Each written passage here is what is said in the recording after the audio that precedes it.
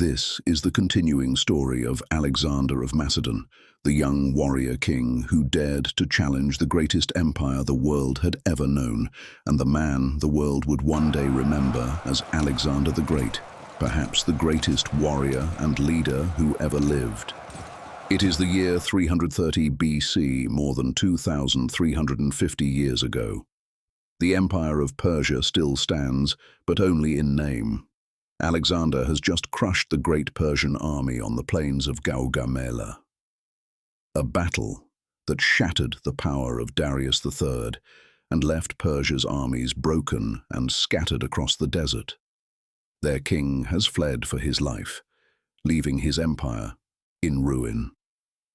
Before we continue this next chapter of Alexander's march, remember the path that brought him to this moment. The life story of Alexander the Great, the Battle of the Granicus, the Battle of Issus, the Siege of Tyre, the Battle of Gaugamela, and the fall of Persia.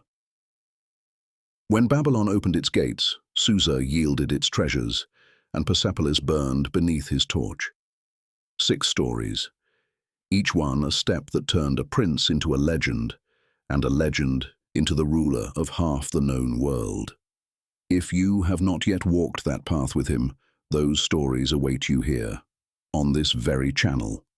Watch them when time allows, for only then will you understand the shadow of what comes next. The Persian army lies in ruin, but Darius has escaped eastward, fleeing along the royal road toward Ecbatana, the summer capital of the Persian kings, a fortress of gold and stone set high in the mountains, the last refuge of a dying empire. The march to Ecbatana was merciless. Alexander led more than 40,000 men, veterans hardened by years of war. 30,000 marched on foot, the iron heart of his phalanx. 8,000 rode beside them, companions, Thessalians, and light horse, the finest cavalry in the world. Day after day they drove east through blazing plains and mountain passes. Days burned with heat, nights froze in silence. Still, Alexander pressed on, relentless, unstoppable. Villages emptied before him. At every stop came the same report. Darius is ahead, but always just beyond reach. Darius's courtiers begged him to stand and fight, to gather another army to reclaim his throne. But their words fell on a man already defeated. His authority had crumbled. His empire, once the pride of the world, was dissolving before his eyes. When Alexander reached Ecbatana, he found only silence and dust. Darius had fled again, this time north toward the Caspian Gates, protected by his satrap, Bessus of Bactria. Alexander left Parmenion behind and rode on with his companions, racing across mountains and salt plains, refusing to rest, refusing to lose the man who had once ruled the world.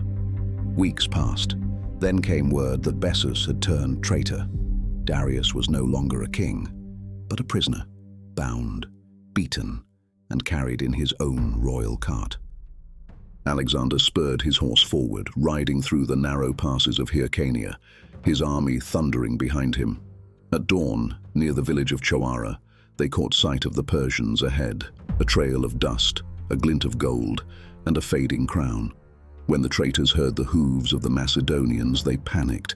They stabbed Darius and fled into the hills, leaving their king bleeding in the dirt. Moments later, Alexander reached the wagon. The royal canopy was torn.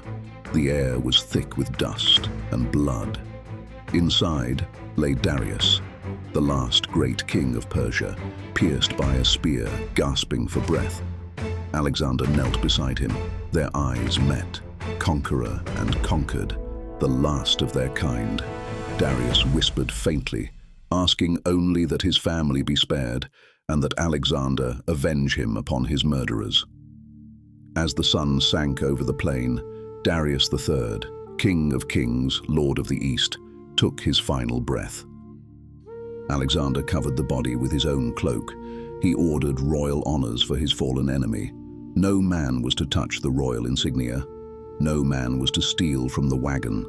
Bessus and the other traitors were hunted down and executed, not as Persians, but as betrayers of their own king.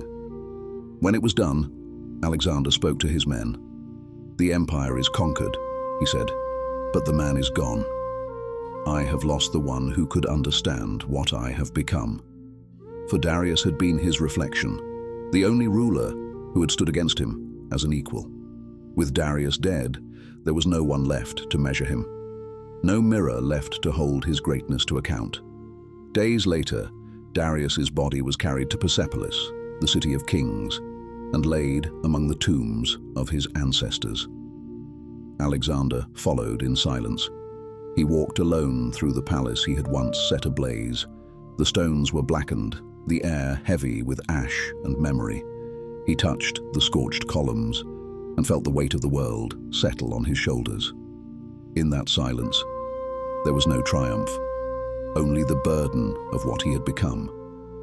From that day, Alexander no longer called himself conqueror, but successor. He took the title King of Asia, and Persia was no more.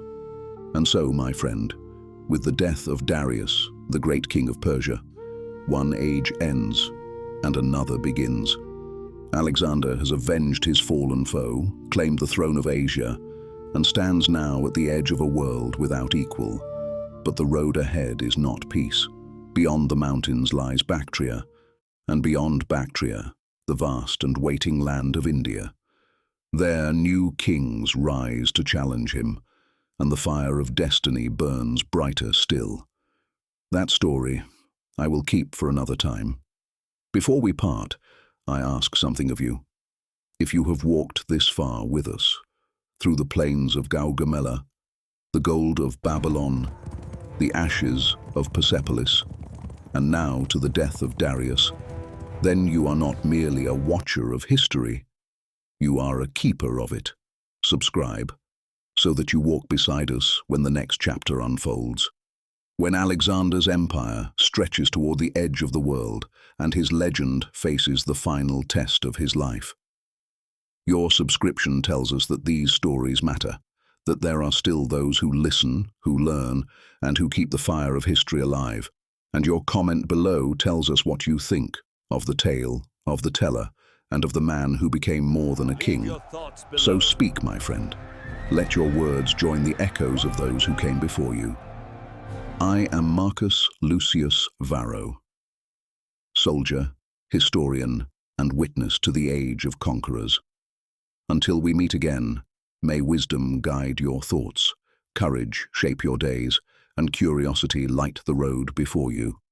Stories end, but the voices that remember them keep the world from forgetting.